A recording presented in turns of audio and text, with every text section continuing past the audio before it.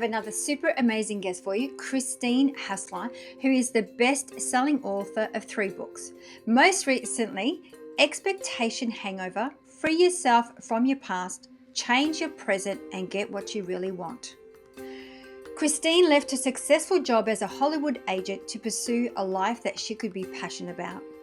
For over a decade as a keynote speaker, a retreat facilitator, a spiritual psychologist and life coach, and the host of a top-rated podcast, Over It and On With It, she has been teaching and inspiring people around the world. Christine believes once we get out of our own way, we can show up to make the meaningful impact we are here to make. It's now time to tune into Christine. Enjoy. Well, I am super excited today. We have Christine Hassler. Welcome to the Radical Shift Summit. Thank you so much. So Christine, as we always love to start the summit, we always love to start with our unique story. Life in itself is a unique story. So Christine, talk us through your story. How is it that you got to where you are today? Well, that would really take the whole hour if I was going to go deep into that, but I'll give you the highlights. So I'm sure a lot of people can relate to being someone that was like looking outside of herself for fulfillment. You know, I was teased and bullied a lot as a kid. I was a late bloomer. I didn't really fit in. I had a lot of challenging things happen to me, being diagnosed with depression at 11, some abuse, things like that.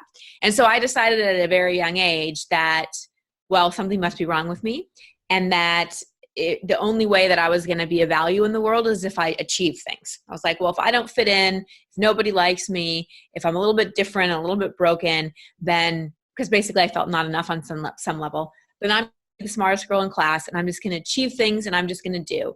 So I basically stopped being a human being and started becoming a human doing very early in my life. And I got all my value and worth from doing things and achieving. And I felt like if I didn't do things, then I didn't matter. And that's also how I suppressed a lot of my feelings. You know, any of us that go through difficult things in our childhood, adolescence, at any time in our life, if we don't have the tools to really feel come up with coping strategies. And those coping strategies can be food, which turns into an eating disorder, drugs or alcohol, which turns into an addiction, people pleasing, or overdoing. There's myriad ways that we suppress. My brand of choice was to just go into my head and do. And that particular strategy is rewarded by our culture a lot. You know, it's, oh, you achieved this. Oh, you top of the class this. Oh, great. No one really stopped to ask me how I was feeling about any of it. No one really knew that while I was getting into the best college and moving out to Hollywood and being the youngest female agent ever and making 6 figures by the time I was 23, no one ever knew that I was still on antidepressants, that inside myself I had so much anxiety, that I was incredibly hard on myself. My inner critic was super, super fierce. And enough never felt like enough. Like I'd achieved one thing and then it was like, what's next? What's next? What's next?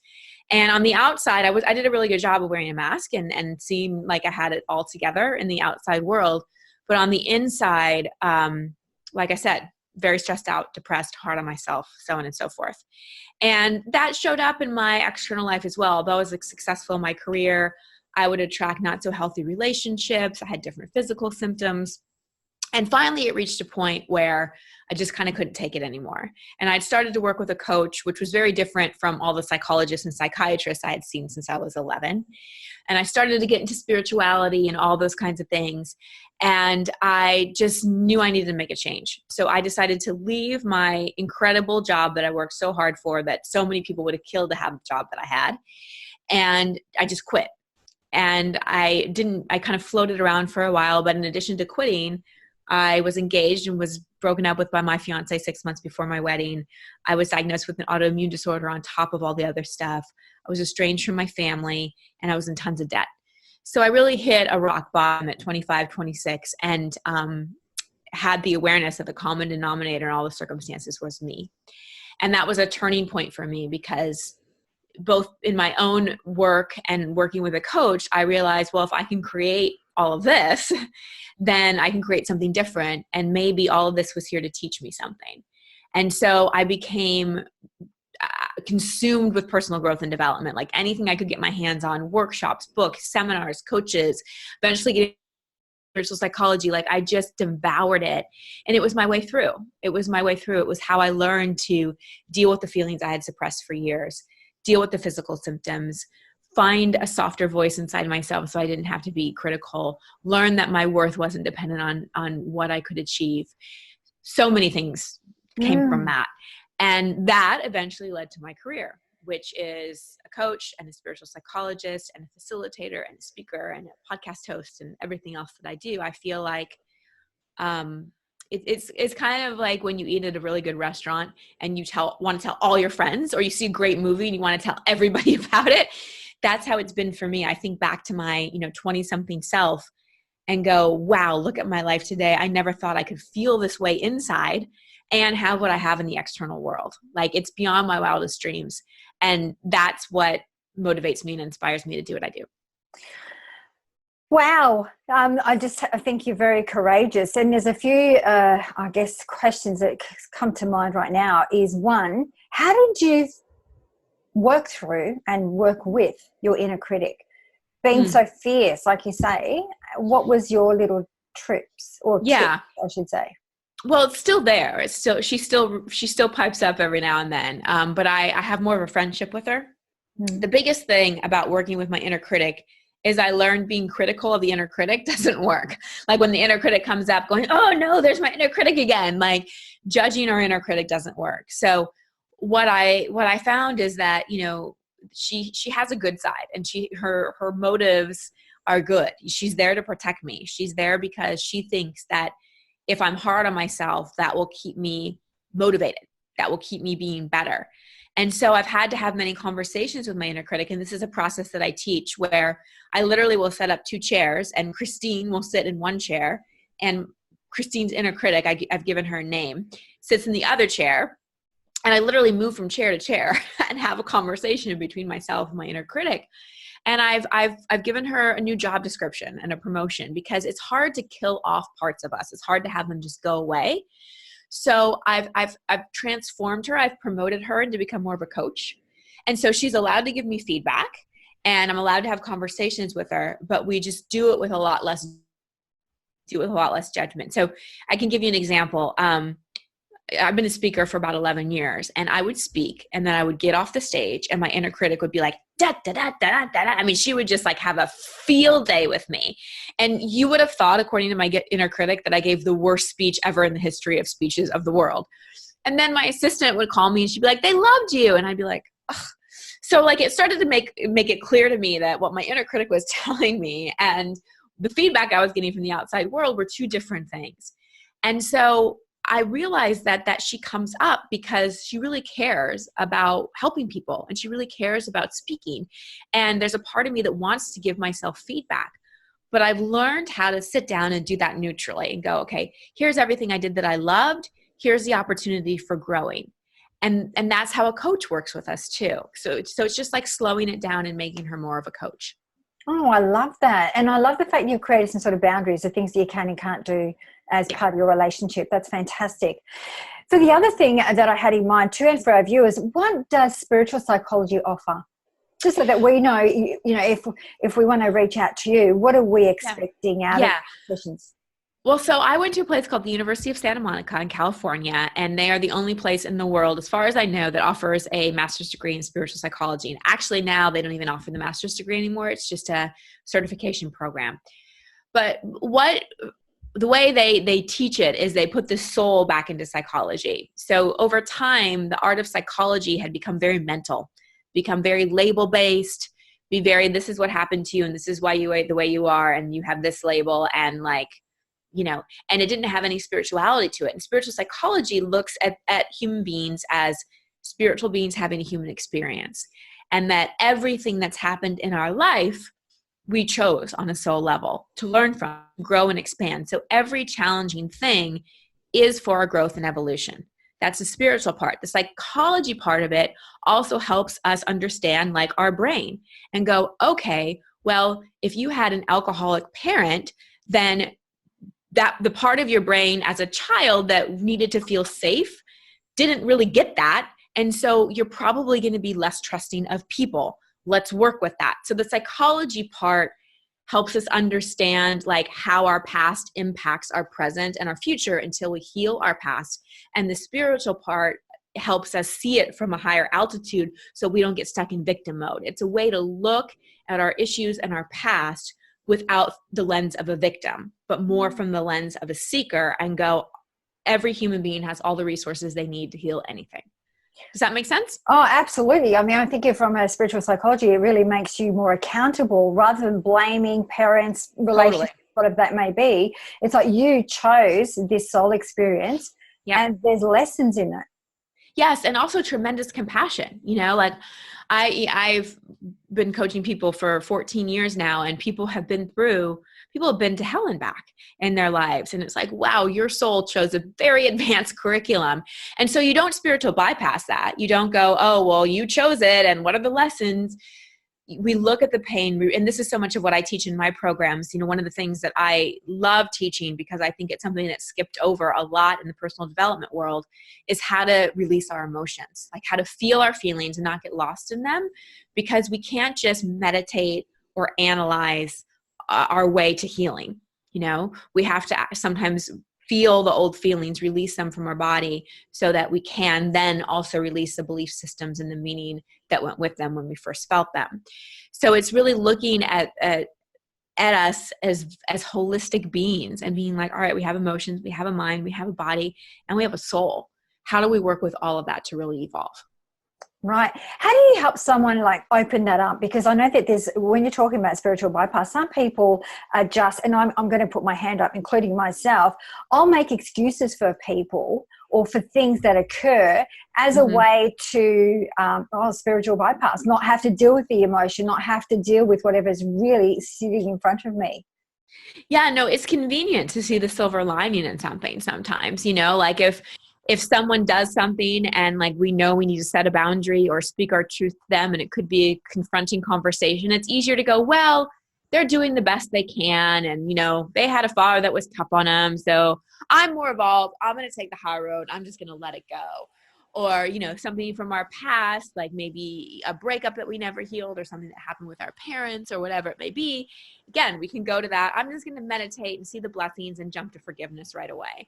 So it's very, very, very common, because it's messy and yucky sometimes to feel the feelings and to speak our truth and to upset other people.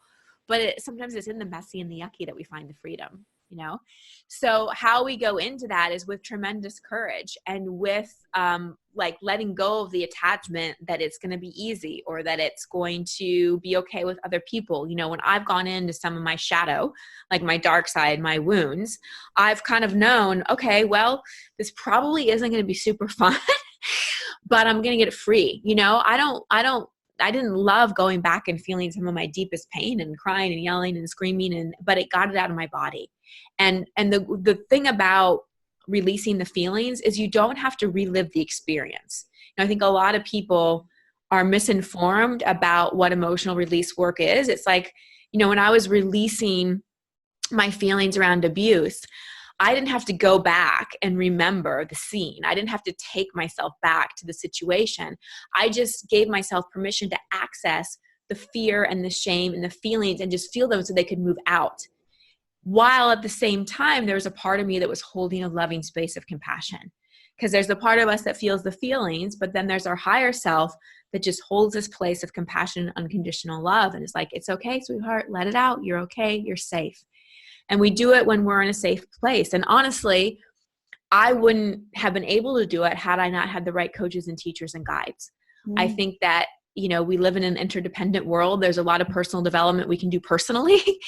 And then there's some things that require guides. And that's one of the reasons I designed my course, to teach people how to do emotional release work, so that they had a bit of a guide. And I think it's very useful when you're face to face with someone that can help you with that aspect of it. Yeah. So what are you saying? You're actually saying, Christine, you don't necessarily go back to that time. You're actually bringing the emotion right now. So for you to actually experience those in a safe environment, and release them in your present time, in that present moment. Right. Exactly. Okay. Now you talked about the shadow. I'm curious about the shadow, because everyone has different ways to explain the shadow. How would you explain the shadow, and how would we integrate the shadow? I would explain, just like it's hard for me to see my own shadow if the sun's in front of me, right? Like if the sun's behind me, it's easy. But if it's in front of me and my shadow's behind me, it's hard for me to see it. So the shadow things are the things that are hard for us to see sometimes. You know, the parts of ourselves that we don't want to look at, either because they're painful or because we don't really like them. You know, like for me, so much of my life, I was impatient and irritable and judgmental of myself, but also of other people. And so that was part of my shadow. You know, it was a hard thing for me to look at because it was like, ooh, I've been yucky at times to myself and to others. And then there's the shadow that I didn't want to look at that was like, ooh, there's some pain back there that like, it's in my past and I don't want to look at it. And I'm just going to like hope it's back there. And it's the parts of ourselves or our past that we judge and that feel scary and that we don't want to confront. However, just like our shadow, they follow us around. And it's really hard to get rid of them unless we turn around and look at it and deal with it. So the way that one would know what their shadow is as soon as we start pointing the finger at something and judging it, we know that's our shadow speaking. And that's exactly what we need to lean into. Yes. So that's projection, right? So if I point my finger at you and I'm like, you didn't show up on time, you don't have integrity, I can't trust you, like what's wrong with you? If it's creating a charge in me, because there's discernment, you know, like if every time we had lunch you were late, I might after a while be like, you know, this is not a friendship that's working for me. That's different than that about it. So if I'm getting super upset and charged about it, that means I spotted, I got it. So either I'm that way towards others or I'm that way to myself. You know, where am I not in integrity with myself? Where am I not my word with myself? So projection works in terms of behavior and it's an exact mirror, like what someone's doing to us, we do to other people, or we do it to ourselves. Right. It's very similar to, I remember once having a conversation, I think it might have been even Dr. Bruce Lipton, where basically we project our perception and projection. So whatever we perceive as our reality, we project into our environment. Totally. And if we're not happy with our environment, then all we need to do, it's an inside job. We go inside and change that, the way that the meaning we give it, the way that we see it. What are your thoughts around that? Exactly. Well, so, and I love that the spiritual definition of a miracle is a change in perception, because we're all influenced by our own lens, you know, and our own experiences. And me and my friend could both go to a party, and if she grew up in a family where no one could trust anybody, and I grew up in a family where there was a lot of trust, then I'm going to have an easier time opening up to people, making friends, thinking the good in people. But she's probably going to go into the party and be like, oh, that person was weird, or I got bad energy, or like I didn't feel like sharing my story with that person. And we could be the same exact party. But it's all how, and our perception is influenced by our own experiences and things that have happened to us and our model of the world. And our model of the world is formed by what happens to us and what we make it mean. You know, the exact same thing can happen to two different people, but they can make it mean different things. And then that's going to influence their model of the world and how they see things, right? And so how our perception then becomes our projection. Because then we project based on what we're seeing versus what actually may be true. Yeah. So what would be some of the things that would help us change our perception? Because change is one of the things that I think that from my work and from my understanding, the brain resists change. Yeah. So how do we work in changing our perceptions? Yeah. The brain resists change, especially anything that's tied to our survival or our perceived survival. And our ego is really invested in our survival. So if as a kid, like, so for was tied to achieving things. So it was very, very hard to let go of my career and achieving things and like focus on me and my inner work and let the outside world kind of crumble. That was a hard change because it was so wired to, no, this is what gives me meaning. This is what keeps me safe. So a big part, before we change anything outside of us, we have to change the inside, and not change from the place that we're more broken or anything's wrong with us, because nothing's wrong with any of us. None of us are broken. We're whole and complete. We're totally enough. We have to basically change our relationship with ourselves. So instead of the word change, I really like to use the word heal and update. So also in my degree program, we learned that healing is the application of love to the places inside that hurt. So we have to be willing to go into the shadow, go into those places that have hurt in the past, and apply love and compassion and forgiveness. And sometimes it is to let ourselves feel it for the first time. So that's a big part. We heal it. I like to say heal. I like to say feel, deal, and heal. So first we feel it, right? Then we deal with it. We're like, all right, what do I want to do with this feeling? How do I want to get help with it? Like I'm willing to look at my shadow. Like I feel it. I'm not hiding it anymore. I'm ready to deal with it. And then finally you get to the healing part, which is what I was just talking about in terms of healing is the application of love into the places inside that misunderstanding, forgiving other people. And once we do that kind of healing work, then it's so much easier to create those internal changes because our belief system changes. You know, like I no longer have this urge to go and achieve and achieve and achieve because I know my worth and value doesn't come from that. And I also know my happiness and fulfillment doesn't come from that. But that wasn't because I tried it and tried it and tried it and it didn't work. I tried it a little bit. It's because I learned how to heal the inner blocks inside myself so that I could see my life more clearly. So change is one of those things, change, transformation, whatever word we want to use. It's hard to do unless we do the deep inner work that helps us update our beliefs and our programming about our model of the world up until now. It's a complicated question to answer. I hope I'm making some bit of sense. I love it. I love the fact that you change it from change to heal. I find that when you say it's healing, there's less resistance. Whereas change, it's a little bit more frightening. Yeah. I was coaching people last night on a virtual program, and a woman was talking about how she basically does everything on her own, and she's having trouble moving forward in her career, and she really wants to change her career, and she wants to become more confident, and she wants to become more successful.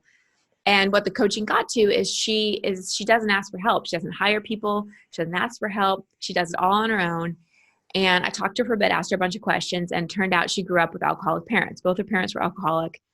And so she was on her own, basically her whole life from when she was a kid. And so at a very young age, she decided that I have to take care of myself. Like, can't trust other people. Other people will let me down. And so I'm on my own. I got to do it on my own. That was like a belief system she made as a kid that kept her life, right? She had to fight for herself. So here she is trying to change her career and her work structure. But until she changes that belief, she's not going to be able to change that because it's too wired to her survival. So the work I did with her last night was about healing and updating that belief that she's all on her own, you know, and that's where the real transformation truly begins, is when we go back and look at the programming that got put into place, and that's how we heal. And then that's how change becomes so much easier in our external world. And we do that so often, don't we? We actually seek external for the change and the transformation when really it's an inside job. Totally. Always. Yeah. Always.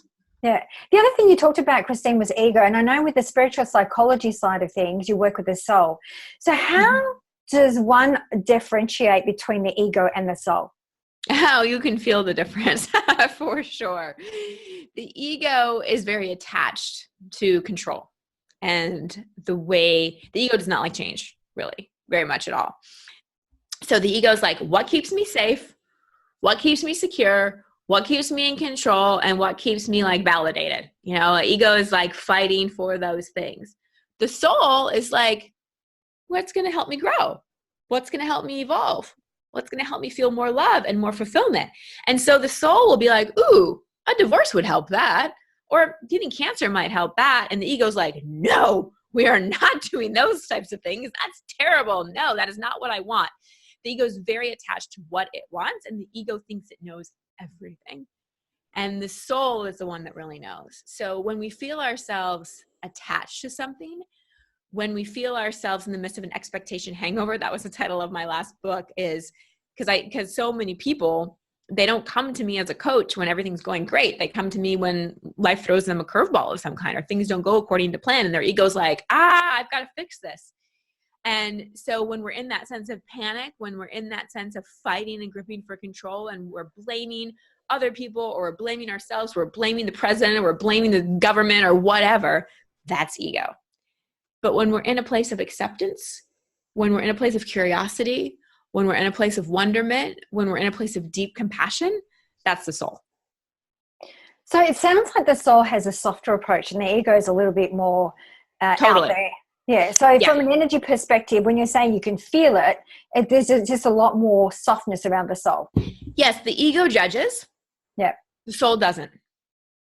The ego also will, your ego will also get very happy, like when you win an award, or like when you get picked for something, or someone tells you did a good job, and so that's the ego too. The soul receives the good and feels gratitude and appreciation, but doesn't like puff up about it. So whenever we're feeling better than or less than, that's the ego. Whenever we're feeling enlivened and aligned and connected and fully self-expressed, that's ego and the soul working together. Right. So Christine, for our viewers and listeners, when they come to yourself, right, and you, like you said, people come to you when there's something going wrong, what exactly do you start with? Do you start with what's gone on in their past? Is it the limiting beliefs? Is it the shadow? Where do you start from? Well, I work pretty intuitively with people, so it's always different. It's always different, and people learn in different ways. So where I start is I ask a lot of questions. And I put on my human detective hat, and I'm not looking for the problem, right? I'm never looking for the problem. I'm more looking at how do we connect dots, and how do we really see that this thing, whatever it is truly happening for you. Why is this really happening for you? Not like, why is it happening in terms of how did you cause this, but why is it happening? Because it's teaching you some things about your soul lessons. And so a question that I ask my clients right off the bat is, all right, what are you learning from this? Like, what do you think you're learning from this? And so that's where we start. We start with a huge level of curiosity and acceptance. One thing I've also learned is the first law of spirituality is acceptance. And acceptance doesn't mean resignation. It doesn't mean, oh, I'm just going to like roll over and accept that my life isn't what I wanted. Acceptance is, all right, this isn't my preference.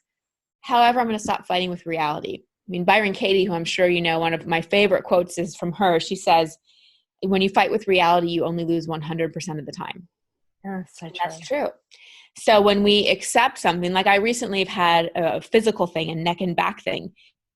I was not in acceptance. I was in, this needs to be better. Like, what's going on? How do I fix it? What osteopath and chiropractor, like who can, and finally I was like, all right, like, let me put my coach hat on. And I was in a meditation and I was talking to my coach and I was like, wow, I'm really not in acceptance. I want this to be different. My ego really thinks that this needs to be different and therefore it's not shifting. And so once I was in, all right, I accept it. I'm going to stop trying to solve it. I accept it. Then it started to shift. So that's an important step. And so for people that are doing work, if you're working with a coach or somebody and they immediately go into fix it mode, I would say just be a little cautious of that because you want to be in curiosity mode, connect the dots mode, and acceptance mode first. Because as soon as you go into fix it mode, you reinforce the misunderstanding that something's wrong. And as long as you're in something's wrong, your ego is going to be in panic mode. It's going to be gripping more tightly to control, and your opportunity for growth and healing is going to be a little postponed.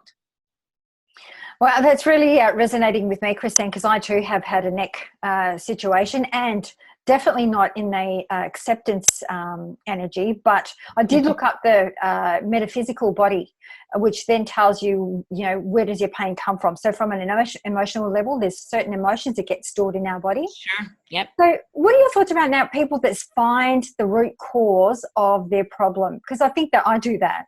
And I'm sure our viewers do too. Yeah. Wait, I didn't hear the first part of the question. What? So what do you think about, I'm not in acceptance because I'm seeking to find the root cause of the problem. Right.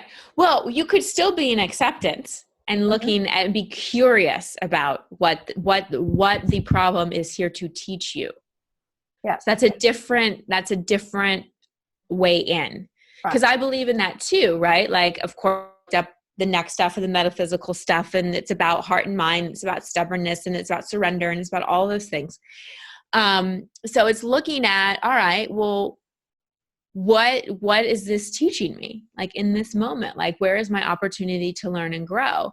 And often that question is the doorway into the root cause, like being curious, what's coming up to heal. And what I've also learned too is that the physical body is the densest.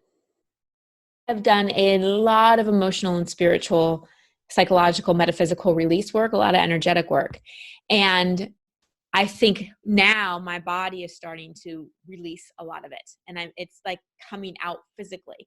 And so a lot of times when we have an ailment in our body, we go into panic mode and we think something's wrong. Sometimes it could just be energy that we're clearing, that we're moving, that maybe belongs to us and maybe doesn't.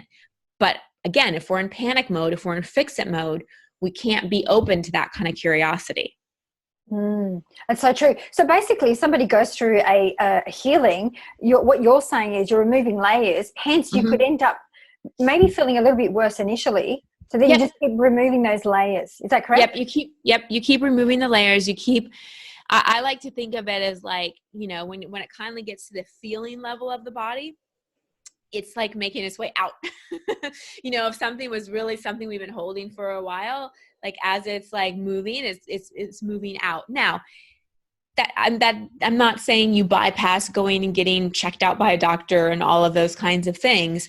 I have a feeling your viewers and listeners are very thorough, and when they look at things, including yourself, and so am I. But there comes a point where we have to trust our body's innate wisdom and innate ability to heal itself. So true. Absolutely true. So how does one overcome an obstacle from, what's standing between where they are today and where they want to be? Like, how does one work through that? Because quite often you'll hear, this is where I am today, but this is where I want to be. Yeah. How do you bridge the gap? Yeah.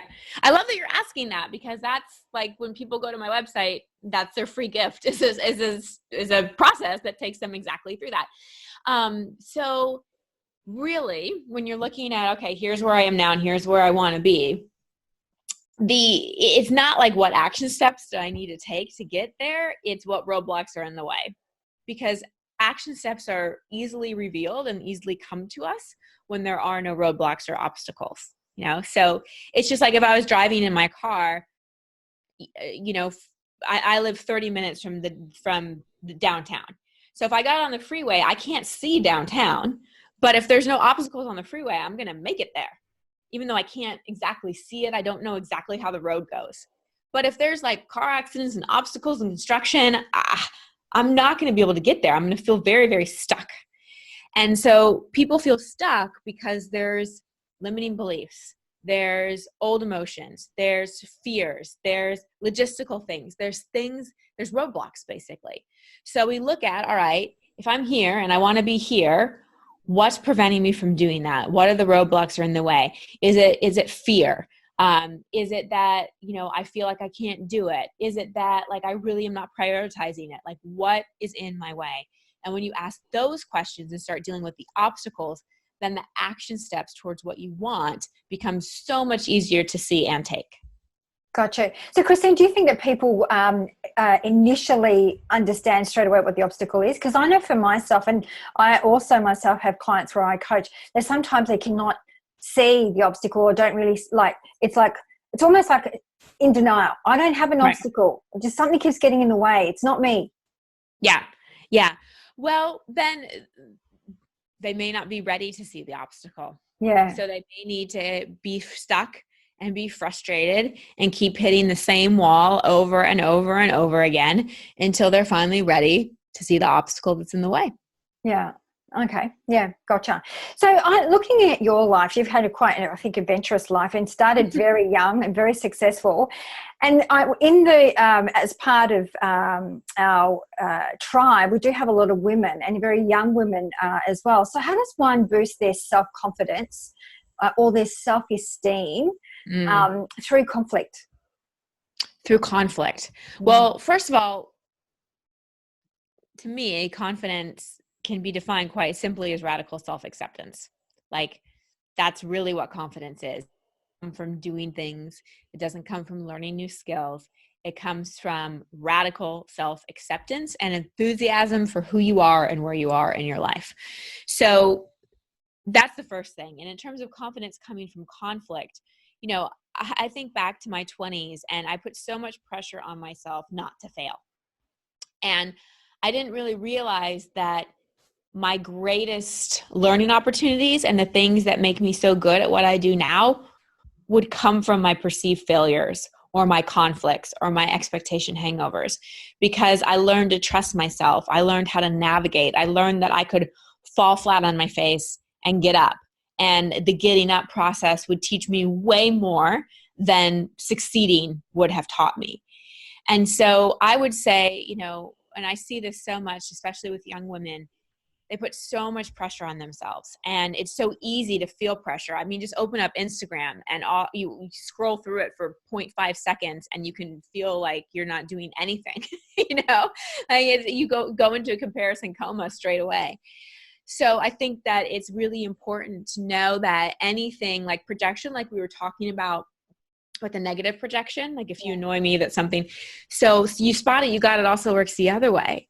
Anyone we admire, anyone we're jealous of, anyone we compare ourselves to, we're seeing something in them that we're not owning and acknowledging inside ourselves. So that's another important thing. Like if you feel inner conflict, or you feel jealousy, or you feel comparison, or you feel like everybody's doing all these things and you're not, well, you spot it, you got it. What are you seeing? What qualities are you seeing in that person that you're not owning or acknowledging inside of you? And the final thing I'd say, especially, I think a thing that influenced confidence a lot with young people, especially women, is having timelines. Like thinking, I've got to do this by 30, I've got to do this by 25, got to and if I don't have that, then I'm worthless in some way. Ditch the timelines. Truly, truly ditch the timelines and deepen your spiritual connection. Spend more time investing, really listening to your heart, learning how to connect to your intuition, find spiritual mentors and coaches. You know, one thing that's been so valuable for me in terms of feeling confident in who I am was I found were like, you know, at least 20 years older than me, that were my guides and my teachers and my mentors, and that could really like see me and hold space for me and show me who I was before I could really see it for myself. So I think that's another important part of it as well. Oh, I love the way that you actually explain that. It's so true. You know, and especially in women, there's this lack of self-worth and self-love. I hear that right. all the time. You know. Oh, it's pervasive. Yeah. Well, where do you think that comes from? Because it seems to be on the increase in my experience, anyway.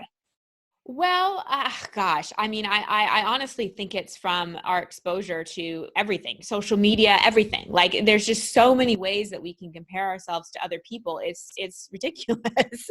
Yeah. So I do think it comes from that. I also think it comes from, especially the millennial generation. They were parented by parents who kind of overparented them in a lot of ways. And the millennial generation is the first generation who had very affluent parents, generally speaking. This doesn't apply to everybody. But most generations, their parents weren't as successful, so that it was easy for the kids to be more successful. But now millennials feel this pressure to be as or even more successful than their parents. And that's another thing that impacts the pressure and the lack of confidence and all of those kinds of things. Yeah, it's so true. I've actually have done some work with some of the millennials, and we're blown away by their mindset. You know, very young, in their 20s, that wanted to be a CEO of a large corporation and doing a graduate program, which I was blown away, because I know myself at their age, there's no way I would be thinking like that. Yeah. So the other thing I'd love to know, because I know that you do mindfulness and you practice meditation, how does one remain or maintain inner peace in this fast-paced, demanding world? You realize it's all an illusion. Truly, I love Wayne Dyer's quotes. There's really no stress. There's only stressful thoughts. So, you know, so much of the fast-paced world is because people are avoiding feeling. You know, so how I stay out of it is I see it and I'm like, I see it for what it is. I'm like, I'm not going to get seduced by that. Like, I'm not going to buy into that. And there are times when I'm stressed. There are times when I move fast paced and things like that. but I check it and I'm like, ooh, this doesn't feel so good. I want to slow down a little bit. And I think as we deepen in our spiritual practice, we start to realize what matters. You know, no one on their deathbed is like, oh my God, I'm so glad I had 500,000 Instagram followers and like launched that course and like ran this business. They think about love. They think about the people closest to them. They think about the experiences that were priceless. You know, that's, we're on this planet to feel, not do. So when we make feeling connected and peaceful and love, and we take time to connect with people and ourselves, it naturally slows us down. It's not just sitting in meditation. It's how you are in the world. It's how you act with people. You know, like I was pulling into the grocery store and the car in front of me was so slow and I was going to miss the light. And I found myself being like, "Ugh," and then I'm like, whoa, it's okay. It's okay. Like, no big deal. And we just have to have that pattern interrupt, because it is easy to get in that kind of reactive pattern. And we just have to be aware of it and slow ourselves down. I love the fact that you call it an illusion. I've never heard that before. Yeah. That's awesome, because it is. When you think about it, it's the meaning we give it and how we respond to our environment. Totally. Yeah, absolutely. Totally. So what would be 3 ways our viewers could immediately raise their fulfillment level and life balance? Gratitude. Gratitude. Gratitude. I mean, the more that you love and accept and are grateful for what is, like, it is impossible. Like, when you're really feeling gratitude, it is impossible to feel lack or scarcity or fear or any of those things. So when you're really, really grateful for what you have right now, like 10 fingers, like that's amazing. Not everybody has that, you know, just little things that you're just like, oh, that's so awesome. Being in a human body, being able to eat chocolate, like whatever it may be, your husband, your kids, your mother, whatever, that kind of gratitude will automatically lead to more fulfillment. So that's number 1. The second is authentic connections with other human beings. And that requires vulnerability and intimacy. Fulfillment never comes from external things. It never comes from the job or any losing 10 pounds, or I guess I should say kilos, Australian audience. Yes. It comes from really feeling connected to other human beings, and not superficial connection, but that deep level of vulnerability and intimacy of like, I see you, you see me in my strengths, you see me in my pain. That kind of vulnerability automatically leads to more fulfillment. And then the final thing I'll say is any kind of service. And the service can be sharing what you learned with someone. The service can be smiling at a stranger. The service can be starting a massive nonprofit. It doesn't matter. But some way in which you feel like you're sharing your heart, you're sharing your gifts, not in a depleting way, but in a way that makes you feel alive, and in a way that makes you feel like you're contributing to someone or many people. Oh, I love those. And I practice gratitude on a daily basis. 3 things I'm grateful for on a daily basis. And I think the vulnerability piece is huge, isn't it? It's especially in leadership. It seems to be the new movement is to be vulnerable, to be transparent. Totally. And vulnerability doesn't mean we just like emotionally vomit over people in our life. It's just about authentic. It's just about saying, you know, I'm scared about this. You know, like so I'll give you an example. I was speaking at a massive event, like big event, and 2 other women that are leaders in our industry that are 2 of my best friends as well. We were all speaking, and in my mind, they weren't nervous at all. Like in my mind, like they're cool, they got this, like whatever. And I was the only nervous one. And so we were backstage at the rehearsal the day before, and I'm like, I'm nervous. Like, are you guys nervous at all? And they're like, yes, I feel like I want to throw up. I'm like, oh, wow, like I'm not the only one. So that's what vulnerability is. It's just being willing to say the things that we think, but are scared to say because we're afraid of how we'll be perceived. So true. Absolutely. So Christine, as we wrap it up, we always love to wrap it up with 3 fun questions. Are you ready? Okay. Yes. What's the first thing that you notice about someone when you meet them? Their smile. Oh, gorgeous. Okay. And if you were a superhero, what would be your superpowers? I used to say I want to fly, but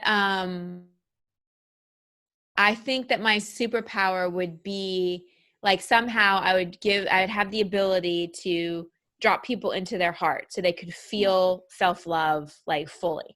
Oh, that's beautiful. I like that one. And what is one item that you could never live without? My fiance. There you go. Gorgeous. Oh, look, everyone, it's been interesting. These fun questions have been, some people like my lipstick, my laptop. Everyone has their own thing. So I love that yours is a human being. Yeah. Love it. So, Christine, I can't thank you enough for coming on the summit. Of course, our viewers will be able to reach out. You'll have your own web page. Thank you so very much for your time and your energy, and keep doing what you're doing. You're awesome. Oh, so are you. Thank you so much for having me. Thank you.